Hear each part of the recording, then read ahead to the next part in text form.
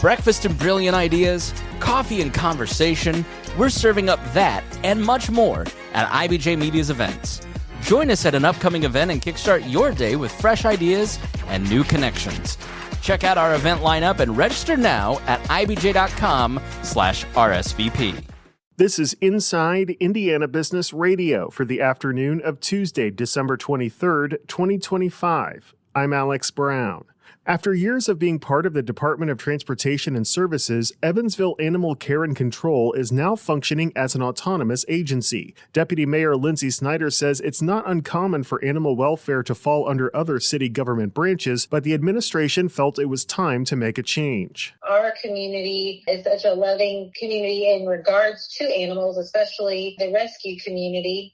We recognized that it was important for it to be standalone so that somebody could focus solely on animal care and control and make it a better department for the community and for those animals. New director Missy Mosby said she would also like to start a foundation to help fund the agency when the budget is tight. The Indiana State Fair Commission has a new leader. The commission announced today that Chief Operating Officer Ray Allison will take over as executive director in March, succeeding longtime fair leader Cindy Hoy, who announced in October she would retire.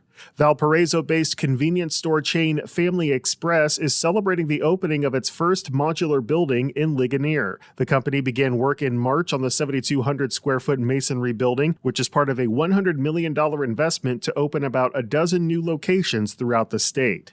From the number one source for Indiana business news, this is Inside Indiana Business Radio. Thanks for listening to this IBJ Media podcast. You're probably going to remember this ad. Do you know why? Podcast advertising works. 85% of listeners recalled hearing an ad during a podcast, and 70% of podcast listeners have acted after hearing an ad.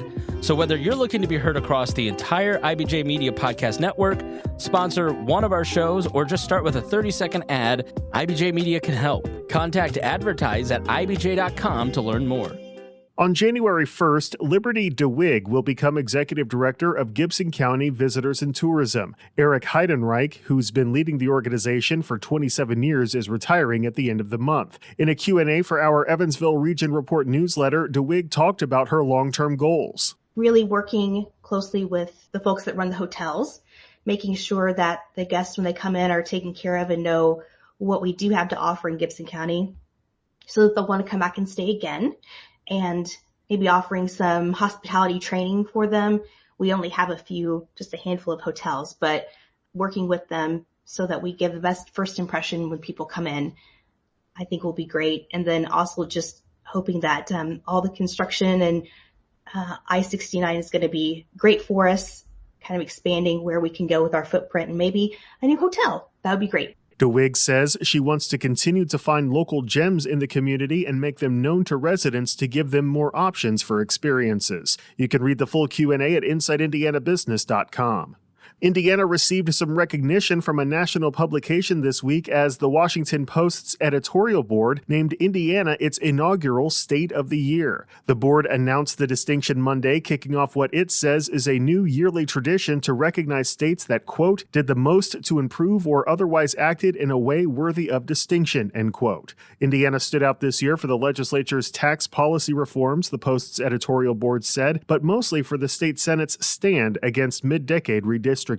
The board labeled the vote against redrawing the state's congressional maps a strong example of political courage that has empowered legislative leaders in other states to resist similar measures.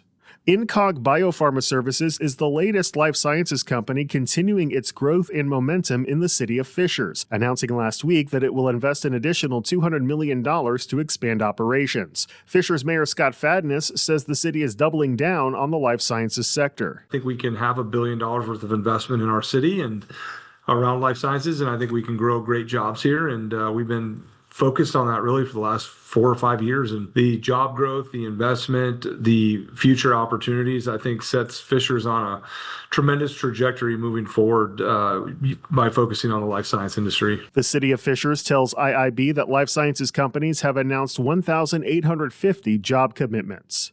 Catch up on the latest episodes of the Business and Beyond podcast with Gary Dick, presented by PNC, a weekly conversation with high-profile Hoosiers in business, sports, and entertainment, and beyond. Available now on the IBJ Media app or your favorite podcast provider.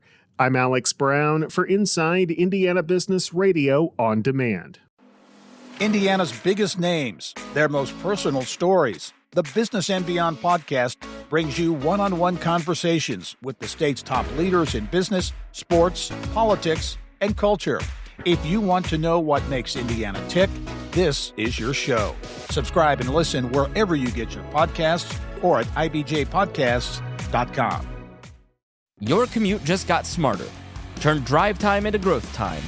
The IBJ Media Podcast Network gives you front row access to leaders shaping Indiana's economy, culture, and future.